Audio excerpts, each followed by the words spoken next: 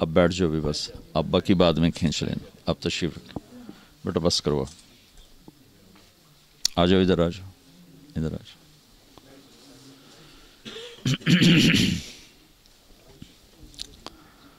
بسم اللہ الرحمن الرحیم، والصلاة والسلام علی سیدنا و مولانا محمد وعلی آلہ وصحبہ اجمعین، اما بعد۔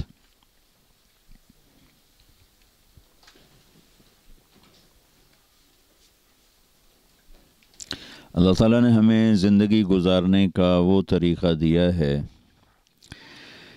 جس میں ہر عمل سے جنت کو بنایا جا سکتا ہے۔ عبادت تو ہے ہی بڑی مختصر، 5 نمازیں، 1 مہینہ روزے، اور زکوٰۃ مالدار پر، اور حج مالدار کے ساتھ صحت مند ہونا بھی شرط، صحت مند نہیں تو اس پر بھی فرض کوئی نہیں۔ تو باقی 24 گھنٹے اگر خالی ہوں تو آخرت کی تیاری کے لیے تو ہمارے پاس کام ہی بڑا تھوڑا ہے۔ تو اللہ تعالیٰ کے محبوب صلی اللہ تعالی علیہ وسلم ایسی زندگی سکھا کر گئے، بتا کر گئے، ترکتکم علی محجۃ بیضاء لیلھا کنہارھا۔ آپ نے فرمایا میں تمہیں اتنے واضح اور روشن راستے پہ چھوڑ کے جا رہا ہوں جس میں رات آتی ہی نہیں، رات بھی آئے تو دن بن جاتا، اس میں اندھیرا کوئی نہیں، روشنی روشنی ہے، اجالا ہی اجالا ہے۔ تو آپ نے مسجد کے ذریعے سے جنت کیسے بنانی ہے، گھر کے ذریعے سے جنت کیسے بنانی ہے، بازار کے ذریعے سے آخرت کو کیسے بنانا ہے، فقیری میں آخرت کو کیسے بنانا ہے، دولت میں آخرت کو کیسے بنانا ہے، بادشاہی میں آخرت کو کیسے بنانا ہے، صحت میں، بیماری میں، زندگی کے جتنے روپ ہیں ہر روپ میں آخرت زیادہ سے زیادہ کیسے بنے، یہ میرے نبی دے کر گئے ہیں۔ لا رہبانیت فی الاسلام، کہ میرے دین میں رہبانیت کوئی نہیں ہے، ان میں بھی نہیں تھی۔ رہبانیت ابتدعوہا، اللہ تعالیٰ نے کہا کہ میں نے تو تمہیں نہیں کہا تھا جنگلوں میں جا کے بیٹھ جاؤ، تم نے خود ہی شروع کیا، ابتدعوہا، کہ یہ تم نے خود شروع کیا، میں نے آسمان سے اتارے ہوئے کسی دین میں رہبانیت کو نہیں رکھا۔ تو ایک دفعہ ایک سفر سے واپس آ رہے تھے تو ایک جگہ کھجوریں تھیں، چشمہ تھا، تو ایک صحابی کے جی میں آیا کہ میں یہیں بیٹھ کے اللہ اللہ کروں، لیکن میں پہلے اللہ کے نبی سے پوچھ لوں۔ تو ان سے پوچھا یا رسول اللہ، یہ چشمہ، یہ کھجور، میں چاہتا ہوں یہیں بیٹھ کے اللہ اللہ کروں۔ تو آپ نے فرمایا کہ اما انی لم ابعث بالیہودیت ولا النصرانیہ، کہ ان دونوں مذہبوں میں رہبانیت آئی تھی، یعنی انہوں نے خود اختیار کی تھی نہیں، کہ دیکھو میرے دوست، میں یہودی طریقہ، عیسائی طریقہ لے کر نہیں آیا، ولیکنی بعثت بالحنیفیت السمحہ، میں ایک واضح، روشن، سیدھا راستہ لایا ہوں، اور جو آسان ہے، نرم ہے، سمحہ نرم۔ اور ایک دوسری حدیث میں وَجَعَلَهُ سَهْلًا سَمْحًا وَاسِعًا، اللہ نے اسے آسان بنایا، نرم بنایا، کشادہ بنایا، وَلَمْ يَجْعَلْهُ ضَيِّقًا، اور اس میں کوئی تنگی نہیں رکھی۔ تو زندگی کے ہر شعبے میں اور ہر جگہ، ہر دیس میں اللہ کو راضی کرنے کے سارے راستے ہمارے نبی بتا کر گئے ہیں۔ آپ یہاں اس دیس میں ہیں، پہلی صدی میں بھی لوگ نکلے، لیکن ان کے دل و دماغ پر اسلام تھا۔ تو وہ نکلے سارے، یہ جو جتنا مشرق وسطی ہے، انڈونیشیا، ملائیشیا، فلپائن تک، یمنی تاجر، آپ لوگ بھی اکثر مجھے بتایا گیا کہ تاجر بیٹھے ہوئے ہیں، یمنی تاجر بحری راستوں سے بڑے واقف تھے، تو انڈونیشیا میں، ملائیشیا میں، فلپائن میں، اور کاشغر سے آگے جتنا چین ہے، اس میں جتنا اسلام پھیلا ہے تاجروں نے پھیلا ہے۔ تو وہ صرف پیسہ بنانے کے لیے نہیں نکلتے تھے، وہ اپنا سودا بھی بیچتے تھے، اسلام کو بھی پیش کرتے تھے۔ تو انہوں نے دنیا کا سب سے بڑا اسلامی ملک انڈونیشیا ہے، پاپولیشن کے لحاظ سے بھی، رقبے کے لحاظ سے بھی، وہاں خون کا ایک قطرہ نہیں گرا جہاد کے نام پر، اور سارا انڈونیشیا مسلمان ہو گیا۔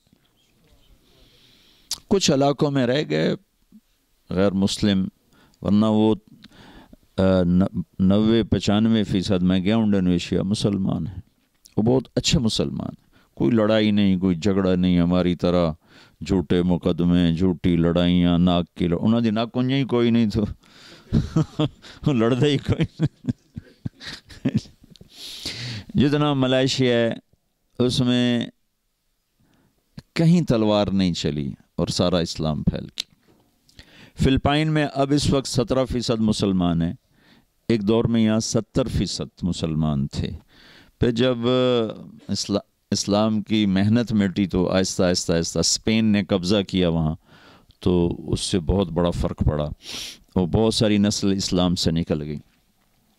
یا جنوبی امریکہ، وینزویلا کا ایک عرب مجھ سے چمٹ کے پھوٹ پھوٹ کے رونے لگا اور کہنے لگا اگر تم یہ تبلیغ والے نہ پہنچتے تو ہماری ساری کی ساری یہاں نسلیں اسلام چھوڑ جاتی، تم لوگوں کی تو فعل اللہ نے ہمارا ایمان بچایا اور ہم مسلمان کھڑے ہوئے، اور 1 کروڑ کے قریب مسلمان پورے جنوبی امریکہ میں اسلام سے فارغ ہو گئے۔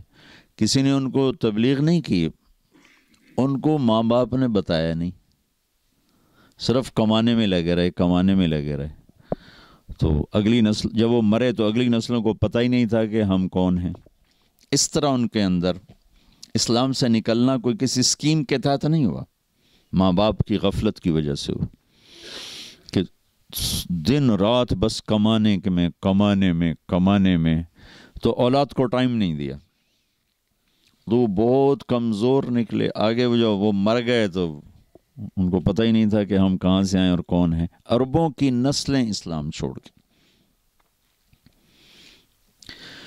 تو اللہ تعالیٰ نے ایک تو اللہ کے نبی نے ایک تو ہمیں عبادات بتائیں کہ وہ ہماری بنیاد اور اساس ہیں، کہ اس کے بغیر تو عمارت نہیں کھڑی ہو سکتی۔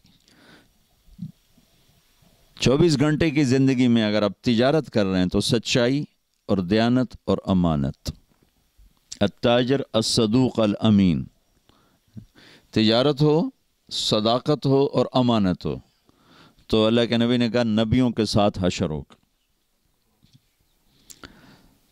مع النبیین والصدیقین والشہداء والصالحین۔ اس کی تجارت میں سچائی ہو، اس کی تجارت میں امانت ہو، اس کی تجارت میں دھوکہ نہ ہو، جھوٹ نہ ہو، اور حلال ہو، حرام نہ ہو۔ اور جب اللہ رزق دے تو زکوٰۃ دے، تو اس کا حشر اللہ نبیوں کے ساتھ فرمائیں گے۔ جو ٹاپ 10 صحابہ ہیں جن کو ایک مجلس میں جنت کی بشارت ملی، ابو بکر جنتی، عمر جنتی، عثمان جنتی، علی جنتی، زبیر جنتی، طلحہ جنتی، سعد بن ابی وقاص جنتی، ابو عبیدہ جنتی، عبد الرحمن بن عوف جنتی، سعید بن زید جنتی، یہ سارے بڑے بڑے لوگ تھے، ان میں کوئی چھوٹا آدمی نہیں، یعنی سارے قریشی ہیں۔ قریشی بڑا خاندان ہے، ساری دنیا کا سب سے بڑا خاندان قریش ہے، یہ سب قریشی ہیں، ان میں کسی اور قبیلے کا کوئی آدمی نہیں، سینکڑوں قبائل تھے عرب کے، صرف قریش میں سے ہیں۔ پھر یہ سارے بڑے سردار ہیں، کوئی چھوٹا آدمی نہیں۔ پھر یہ سارے تاجر تھے، کوئی مزدور پیشہ نہیں، کوئی ذمہ دار نہیں، کوئی مزدور نہیں، یا حکمران تھے یا تاجر تھے، ابو بکر عمر عثمان علی، یہ اللہ نے ان کو حکومتیں عطا فرمائیں. سعد بن ابی وقاص، ابو عبیدہ، ان کو اللہ تعالیٰ نے گورنری عطا فرمائی. طلحہ رضی اللہ تعالیٰ عنہ جب کہ کوئی اتنے وسائل نہیں تھے تو ان کے بحری جہاز چلتے تھے تجارت. عبد الرحمن بن عوف کے لیے اللہ کے نبی نے دعا کر دی تھی، اللہ تیری تجارت میں برکت دے، دعا کر دی تھی. تو جب ان کا انتقال ہوا تو 3 ارب 10 کروڑ 20 لاکھ دینار وراثت میں چھوڑے. اے تھوڑے کاغذ دے یورو نہیں، یہ تو ہمیں بنیا بے وقوف بنا گیا، کاغذ پکڑا کے ہمیں سیٹھ بنا دیا. بلا کاغذاں دی کیڑی گل، ساڑے بڑے لگے جاؤ جتنے مرضی یورو لے لو. یورو پہ، پاؤنڈ بھی پیا، ڈالر بھی پیا، یورو بھی پیا. کاغذ نہیں چھوڑا. 4.5 ماشے کا 1 دینار ہوتا تھا. 4.5 ماشے کا 1 دینار ہوتا تھا. جی کیا جی 25,000 25,000 ٹن تم نے حساب بھی کر لیا؟ بڑا حسابدان ہے بھائی. 25,000 ٹن کہہ رہے سونا بنتا ہے. اور وہ ٹاپ 10 آدمیوں میں سے ہیں، 10 بڑے آدمیوں میں سے ہیں. یہ تو ابھی میں نے بتایا جو انہوں نے سکے چھوڑے، ڈھلے ہوئے سکے، 3 ارب 10 کروڑ 20 لاکھ دینار، 1,000 گھوڑے، 1,000 اونٹ، 10,000 بکریاں، اور سونے کے ٹائلز جو ویسے تھیں سکے میں نہیں تھیں، وہ اولاد میں، بچے بچیوں بیگمات میں جب تقسیم فرمایا گیا تو وہ آریاں کاٹتے کاٹتے ٹوٹ گئیں. اور اللہ کے نبی نے ٹائٹل کیا دیا کہ عبد الرحمن تو رحمان کا تاجر ہے. اور عمر رضی اللہ تعالیٰ عنہ نے کتنا ان پر اعتماد کیا. جب ان کا انتقال کے قریب خنجر لگا تھا تو انہوں نے 6 آدمیوں کی شورا بنائی، 6 آدمیوں کی، کہ یہ مل کر میرے بعد خلیفہ چنیں گے. تو یہ فیصلہ فرمایا کہ 4 ایک طرف ہوں، 2 ایک طرف ہوں، 5 ایک طرف ہوں، 1 ایک طرف ہو، تو اکثریت پہ فیصلہ کر دیا جائے. اور اگر 3 ایک طرف ہوں اور 3 دوسری طرف ہوں تو پھر جس 3 میں عبد الرحمن بن عوف ہو اس کے مطابق فیصلہ کیا جائے. تو اس آدمی کی، آپ اس زمانے کے وسائل دیکھیں کتنے تھوڑے تھے. آپ تو نیٹ پر بیٹھ کے کروڑوں اربوں کے سودے کر سکتے ہیں، ساری دنیا سے مال اٹھا سکتے ہیں، مال بیچ سکتے ہیں. خالی نیٹ پر آپ نے یوں انگلیاں گھمانی. اور اس زمانے میں جہاز نہیں، ٹرک نہیں، موٹریں نہیں، اونٹوں کی تجارت ہے، گھوڑوں پہ تجارت ہے، یا کشتیاں ہیں، بادبانی کشتیاں ہیں. اور اس بندے کو اللہ نے کتنا دیا، اور وہ اللہ کو کیسے راضی کر کے گئے، کس اعلیٰ پیمانے پر اللہ کو راضی کیا کہ 10 بڑے آدمیوں میں ان کا شمار ہوتا. ابو بکر فی الجنہ، عمر فی الجنہ، عثمان فی الجنہ، علی فی الجنہ، زبیر فی الجنہ، طلحۃ فی الجنہ، سعد بن ابی وقاص فی الجنہ، عبد الرحمن بن عوف فی الجنہ، ابو عبیدہ بن الجراح فی الجنہ، سعید بن زید فی الجنہ. یوں 10 کو آپ نے ایک مجلس میں خوشخبری سنائی کہ یہ سب جنتی. تو ان لوگوں نے اپنا مال اس طرح کمایا کہ اللہ کو خوش کر دیا. ہم دعانے بھی کماتے ہیں تو اللہ ناراض ہو جاتا کہ ہمارے کمانے کے طریقے غلط، ہماری ڈیل غلط، ہماری نیت غلط. تو آپ عبادت سے اسلام نہیں پھیلا، عبادت سے اسلام مضبوط ہوتا ہے، صحت بنتی ہے اسلام کی. جو پھیلا ہے اس کے پیچھے 2 چیزیں ہیں، ایک مسلمانوں کے اخلاق، دیانت، سچائی، اور ایک ان کا دعوت کا کام پیش کرنے. پریزنٹیشن کے بغیر تو چیز نہیں آگے چلتی. پیش کیا، گھر چھوڑ کر نکلے، اور ایک اپنے عالی اخلاق سے دلوں کو فتح کی. ابھی اب کیا گزرا زمانہ ہے. میں بیلجیم میں تھا تو ایک بچہ سیالکوٹ کا ایک ازبکستان کی لڑکی کو لے کر آیا. کہا جی یہ مسلمان ہونا چاہتی، آپ کلمہ پڑھا دیں. میں نے آپ کے بیان کے کچھ اس کو ترجمے کر کے بتائے تھے تو وہ کہتی کہ وہ اس کے ہاتھ میں کلمہ پڑھوں گی اس کے سامنے. ٹھیک. تو میں نے اس بچی سے پوچھا کہ بیٹی تم اسلام کیوں لا رہی ہو، کس چیز سے متاثر ہوئی؟ تو اس نے کہا کہ میں اس نوجوان کے اخلاق سے متاثر ہو کر مسلمان ہو رہا. تو ابھی بھی اخلاق میں اتنی طاقت ہے کہ وہ بچہ نہ عالم تھا، نہ کوئی امام مسجد تھا، نہ کوئی بزرگ، ایک عام نوجوان، داڑھی بھی نہیں تھی، کلین شیو تھا، سیالکوٹ کا. کہ اس نوجوان کے اخلاق سے متاثر ہو کر میں نے کلمہ پڑھا ہے. پھر میں نے اس سے پوچھا تم اس سے شادی کرو گے؟ ہاں کروں گی. پھر میں نے ان کا نکاح بھی پڑھا دی. تو ابھی بھی اخلاق میں اتنی طاقت ہے کہ جیسے خوشبو پھیلتی ہے نا اسے کوئی روک نہیں سکتا، ایسے ہی اسلامی اخلاق یہ ایسی خوشبو ہے جسے کوئی روک نہیں سکتا.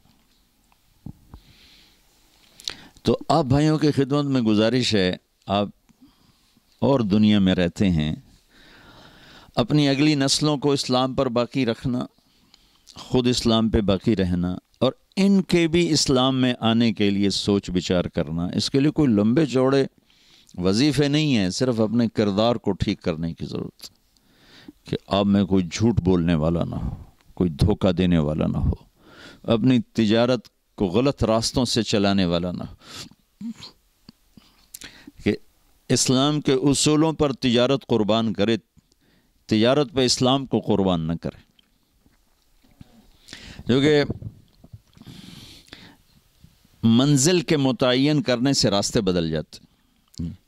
ایک آدمی نے ہالینڈ جانا ہے تو وہ دوسرے راستہ اختیار کرے، ایک آدمی نے ڈوور جانا ہے تو دوسرا راستہ اختیار کرے گا، ایک آدمی نے پاکستان جانا ہے تو وہ اور کیریئر پر جائے گا، ایک نے امریکہ جانا ہے وہ دوسرے کیریئر پر جائے گا.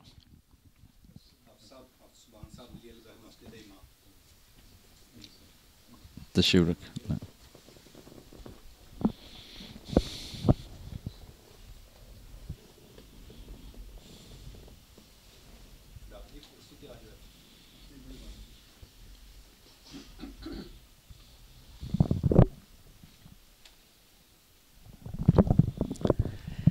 تو بھائیو، اپنی تجارت میں، اپنی معاشرت میں، اپنی زندگی میں اللہ کو اپنا مطلوب بنائیں کہ ہم اللہ کو راضی کریں گے، اور اللہ کی رضا کے لیے 24 گھنٹے کی زندگی کا ہر عمل جو اللہ کے رسول کا بتایا ہوا ہے وہ اللہ کو راضی کرنے کا سبب اور وسیلہ ہے اور ذریعہ ہے.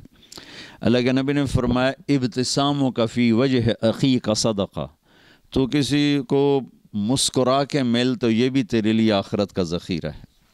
جس کو ہنس کے ملو کہ یہ صدقہ ہے، صدقہ. بیوی کے منہ میں نوالا دو اپنے ہاتھوں سے تو کہ یہ بھی تیرے لیے صدقہ ہے. بیوی سے حسن سلوک، اگر بچوں سے بھی محبت فطری ہے، بیوی سے بھی محبت فطری ہے، لیکن اس میں کچھ عدم تربیت کی وجہ سے غصے اور انا اور رسم و رواج تو خلیج پیدا ہو جاتی ہے اور یہ خوبصورت تعلق یہ بدصورت بن جاتا ہے. لیکن اگر ایک آدمی تھوڑا سا رعایت کر کے اپنے بیوی سے اچھا سلوک رکھتا ہے، اس کا دل نہیں دکھاتا، اس کو بے عزت نہیں کرتا، اس کو خوار نہیں کرتا، اس کو عزت دیتا ہے، اس میں کوئی کمی ہے تو اس کو برداشت کرتا ہے، تو میرے نبی نے فرمایا سب سے پہلے جو عمل انسان کے ترازو میں تولا جائے گا، سب سے پہلا عمل وہ بیوی سے سلوک تولا جائے گا.